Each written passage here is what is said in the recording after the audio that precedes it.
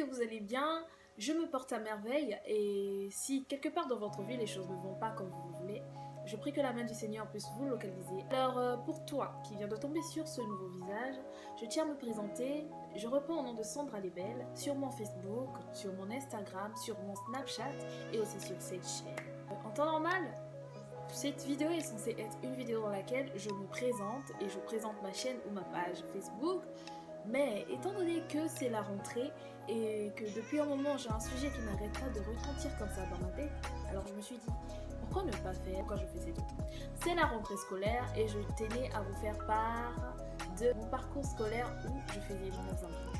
La première année où j'ai eu à faire mon examen, je vous dis carrément que j'étais très nulle. Nulle de chez nulle en maths, voyez-vous. Et comme si ce n'était pas tout, comme si ça ne suffisait pas, au fait, mon prof de maths et moi, on s'entendait pas du tout. Alors là, pas vraiment. C'est pas un truc dont je suis fière, non, pas du tout. Bien au contraire, je vous promets que j'ai fait des efforts pour que ça puisse aller.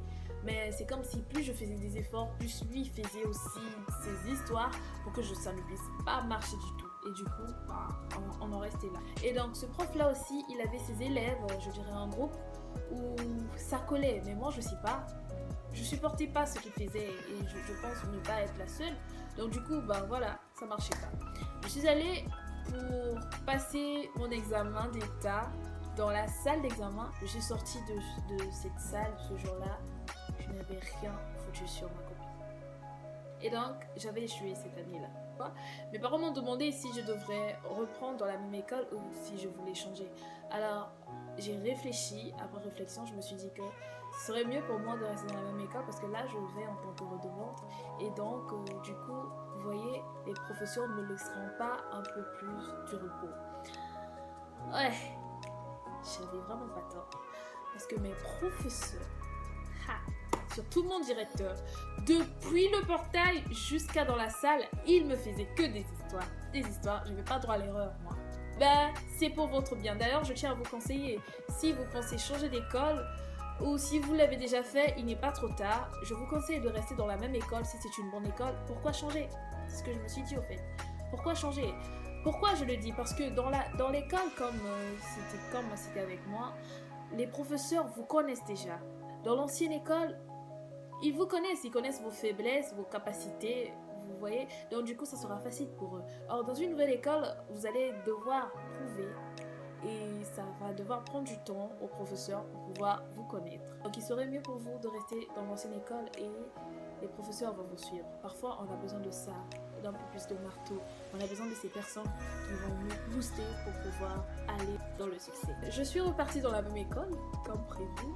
Et il y avait tous les profs, y compris mon prof de mathématiques. C'était toujours pareil, toute la classe le savait. Et jusqu'à un jour, on finit les cours, il y a un petit qui m'interpelle alors que j'étais sur le point d'aller chez moi. Il dit, il y a ton prof qui veut te parler. Quand je regarde et je comprenais plus rien. Je suis allée, c'est vrai que j'étais vraiment quelqu'un de très renfermé, mais ça ne veut pas dire que voilà, je suis mal polie. Je suis allée voir. Là, il me dit, va m'attendre dans la salle. Ok. Je suis allée parce que non seulement il a dit que j'allais l'attendre, mais il a aussi dit ouvre ton cahier sur la dernière leçon qu'on a eu à voir. Du coup, je me suis dit, voilà, pour une fois, je n'aurais pas à lutter. Qu'est-ce que c'est? Pour pouvoir apprendre les maths. Je suis allée, je l'attendais et quand il arrive, il dépose son numéro sur le tableau. Je prends, sur mon portable. Parce que dans l'école où je venais, c'était normal, c'était parfaitement normal que les professeurs et les élèves soient en contact. C'est parce que tous les profs n'étaient pas comme lui. Tous les profs n'étaient pas comme lui. Il me dit, est-ce que après, serait-il possible qu'on aille ailleurs pour pouvoir prendre un jus? Là, vous voyez, je commençais un peu à désespérer. Il lui a dit, oh non, en fait... je suis attendue chez moi à la maison, donc dès lors que je finis avec vous, je dois rentrer chez moi. Il finit les cours, on sort, on fait la même route. Et là, il me dit, au fait, ne sois pas trop près de moi comme ça, prends un peu de distance pour que les gens ne puissent se douter de rien. Il me dit, au fait, tu es déjà une grande personne, et en tant qu'une grande personne, tu comprends les choses. Tu sais que l'examen, c'est un truc personnel. Je suis d'accord, je ne contredis pas. oui monsieur. Et les efforts, c'est par toi, c'est des sacrifices que tu dois donner. On est bien d'accord, on est toujours d'accord là-dessus, ok. Et puis il me dit, je veux t'aider avec ton examen. On est toujours d'accord. Et contente même, je le suis. Mais je veux que tu sois ma copine. J'étais vraiment déçue. C'est vrai que voilà, je l'appréciais pas. Et je sais pas si lui aussi m'appréciait pas, mais je pouvais pas m'attendre à ça, tout ça pas. Il dit, dans la classe, je lui donne sa place de professeur, mais quand nous sommes dehors, voilà, nous sommes des amoureux. Et il me dit, écoutez très bien, je te donnerai l'examen comme j'ai donné à certaines personnes. Alors je me suis dit qu'au fait, le monsieur, il s'est pas gêné parce que c'est pas pour la première fois en fait. Il a l'habitude de le faire, c'est pour ça qu'il s'est senti tellement confiant et il est venu me voir pour me le dire.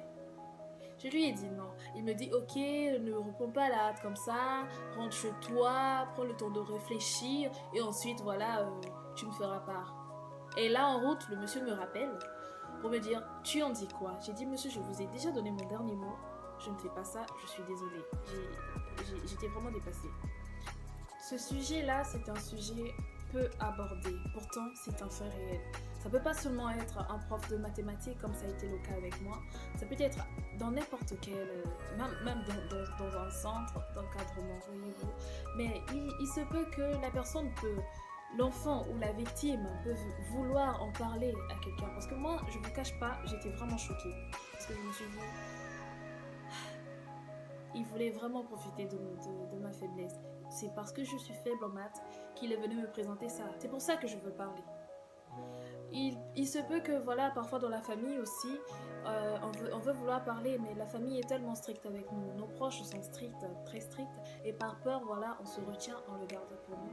Il y a même des faits comme ça que parfois les personnes vont céder simplement, parce qu'ils n'ont pas eu le courage de pouvoir aborder et recevoir en retour des conseils. Et à toi qui suis cette vidéo, à toi qui es redoublante ou à toi qui commence une nouvelle année, laisse-moi te dire que, vous voyez tous ces profs-là, ils ne sont rien du tout. Ils sont rien. Parce que je vous assure que si moi, j'ai pu travailler, résoudre l'exo en mathématiques, ça veut dire que vous pouvez. Parce que pour moi, en fait, c'était un miracle. C'était vraiment un miracle pour moi avec les mathématiques. Je priais, Seigneur, mais que faut-il faire avec les maths? Le truc, c'est qu'il fallait simplement se donner. On n'a pas besoin de ce qu'ils disent que voilà, je vais te donner. D'ailleurs, l'examen, c'est toi. Ça ne regarde que toi, que personne ne te trompe, que vraiment personne ne te trompe. Et il faut te souvenir que ce soit dans l'école et dans n'importe quel truc que tu fais, le stage, le travail, ne mets jamais tes valeurs dans la poubelle. Parce que ce que nous faisons aujourd'hui nous rattrape. Moi, aujourd'hui, si je suis devant cette caméra et je vous parle, j'ai ce courage-là, c'est parce que j'ai dit non. Ne cédez pas, travaillez. Dans n'importe quel domaine, essayez d'être la plus forte. Parce que la détermination, le travail que vous donnez, je vous assure que ça va payer. Ces professeurs ne sont rien dans les centres des examens. Faites de votre mieux pour pouvoir rendre votre famille fière et j'ose croire au nom du Seigneur que cette année scolaire sera une année très très bénéfique pour vous.